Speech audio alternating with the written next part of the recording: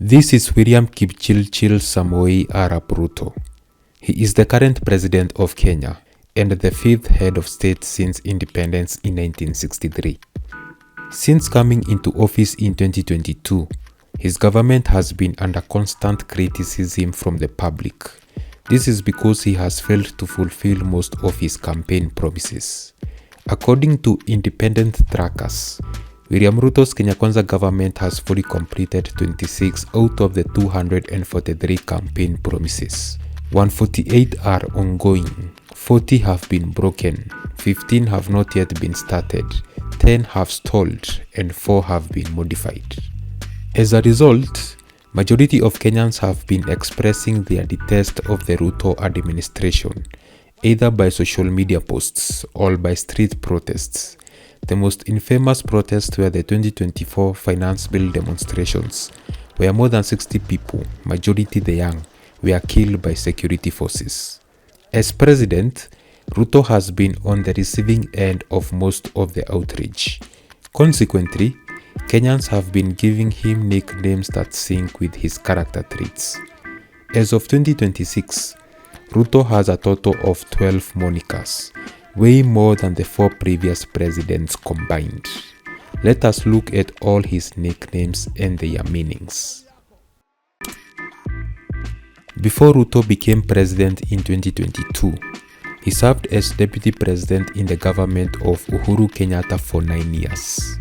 During this period, his critics nicknamed him Arap Mashamba, which translates to son of farms or son of lands. He was given this derogatory moniker because he has a history of land grabbing and land disputes. A good example of a land grabbing case was in 2013, when the Kenya High Court found that Ruto had unlawfully acquired and occupied a 100-acre farm in Uasin Gishu County that belonged to a farmer by the name of Adrian Muteshi after he was displaced during the 2007-2008 post-election violence. The court noted that Ruto had failed to prove he had legally purchased it and was ordered to surrender the farm back to Adrian, which he did, having occupied it for 5 years. This case, together with other land disputes like the Weston Hotel land dispute and the Elgon View estate, have been used by his political opponents to label Ruto as someone who accumulates wealth through questionable or illegal property acquisitions, since he is among the largest landowners in the country. Why do you call yourself the hustler? Because I am. I am the hustler in chief. During the 2022 election campaigns, Ruto was competing for the top seat against Raila Odinga, who had the backing of the sitting president. What was common between Raila and Uhuru was that they were both sons of the founding fathers. Ruto, however, was a guy from Kamagut in Uasin Gishu County, who had risen from obscurity to become Kenya's deputy president. Having experienced life as a commoner by selling chicken by the roadside to make ends meet, unlike his opponents who grew up in affluence, Ruto labeled the election as a contest between the hustlers versus the dynasties, the haves versus the have-nots. He presented himself to Kenyans as a hustler, which resonated with the majority poor. This eventually played a role in his victory. Out of the 12 nicknames he has, this is the only one that was used positively. Again, during the 2022 campaigns, religion was a part of Ruto's plan. Kenya is a deeply religious country. 85.5% of the population identifies as Christian. Ruto, who also claims to be a Christian, donated a lot of money to churches during the campaign period to prove he is a believer. This was something he had been doing since he became deputy president in 2013. He also used faith to justify his rags to riches story, presenting himself as self-made and as self-righteous. His opponents pushed back by telling him to stop pretending to be the deputy of Jesus Christ because of his track record of deeds that are sinful. After taking office in 2022, Ruto introduced a raft of new taxes and raised existing ones. His justification was to fulfill his campaign promise of reducing the country's public debt that stood at 9.18 trillion shillings during his takeover. The new list of taxes like the affordable housing levy that affected the pay slip of employees and public servants, and also the increase of VAT on petroleum products, raised the cost of living. At the same time, the controller of budget was raising concerns over the high taxes amid the wasteful spending, including renovations of state lodges, increasing allowances of MPs, and frequent domestic and international travel by the president. Kenyans nicknamed him Zakayo, which is the Swahili word for Zacchaeus, specifically referencing him to the biblical greedy tax collector. In 2024, Kenyans had enough of the heavy taxes. Hundreds of thousands of people, mostly young, flocked to the streets to reject a finance bill that wanted to make life unbearable. This is when the Ruto must go chant became popular. Every major city or town across Kenya was filled with protesters chanting the slogan. Others shortened it to must go, which became another way of referring to Ruto.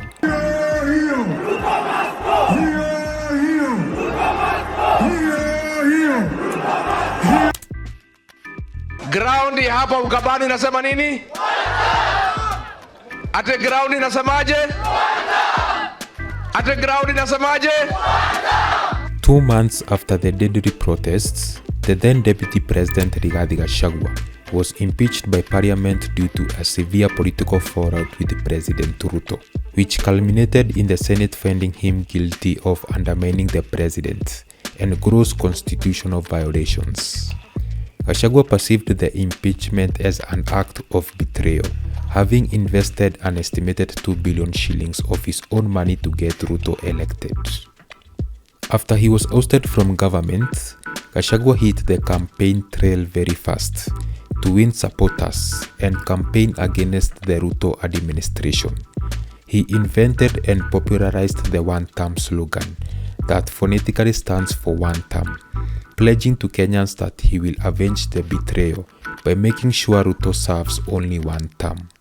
According to the 2010 Constitution, a person is eligible to serve as president for 2 terms only, 5 years each. The 2 previous presidents have served for 2 terms. If Ruto is defeated in 2027, he will be the first president in Kenya's history to serve for 1 term. Since Ruto became president, he has made a total of 84 international trips. His frequent trips abroad and the expensive means of travel became another pressing issue among Kenyans. Ruto defended himself by stating that his globetrotting is necessary to secure foreign investments and find jobs for Kenyans. Most of the public disagreed, noting that he only travels for leisure. Kenyans nicknamed him Vasco da Gama. The name blends Portuguese explorer Vasco da Gama with the Swahili word danganya, which means to lie.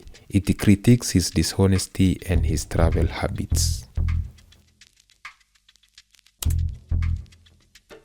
For the past 3 years, Ruto's style of fashion has revolved around the Kaunda suit. The suit gets its name from the late Zambian president, Kenneth Kaunda, who famously popularized it. Ruto's love for the outfit has made his critics invent the Kaunda Uongo Man nickname. Kaunda, which stands for his love for the Kaunda suit, and Uongo Man, which is a slang word for a lying man, because lying is a part of his character. Another nickname he has that is closely related to this is Kasongo, which is a Kenyan slang for a liar. Gavana ameniuliza ya kwamba ili tuongeze chapati kwa dish ya Nairobi, ninunue machine ya kutengeneza chapo, na nimekubali nitamnunulia machine ya kutengeneza chapo. Sasa wewe gavana, tafuta mahali ya kununua machine ya kutengeneza chapo 1,000,000. Ruto's lies have become so bad that it makes it easier for his opponents to mock him. During a visit to a school in Nairobi in 2025, He promised to buy a chapati making machine that would produce 1 million chapatis daily for Nairobi school meals. Chapati, or chapo, is a famous flat bread in Kenya that is made by hand. This lie got him the nickname El Chapo. Kenyans combined the local slang chapo with the infamous moniker for the Mexican drug lord El Chapo. Githinji is a Kikuyu name that means butcher or slaughterer. Gachagua nicknamed Ruto Githinji for accusing him of perpetrating the 2007-2008 post-election violence that killed more than 1,000 people and overseeing the killings of more than 60 protesters in 2024 by the security forces. Of all the nicknames he has, this is the most infamous. The word is derived from the Congolese song kasongo, which is about a wife pleading with her long upset husband Kasongo to return home amid family worries. The song has recently been reinterpreted by social media users in Kenya, who have infused it with satirical lyrics targeting Ruto's leadership. Kasongo! Kaongo! Aende asiende! So, what has been Ruto's reaction?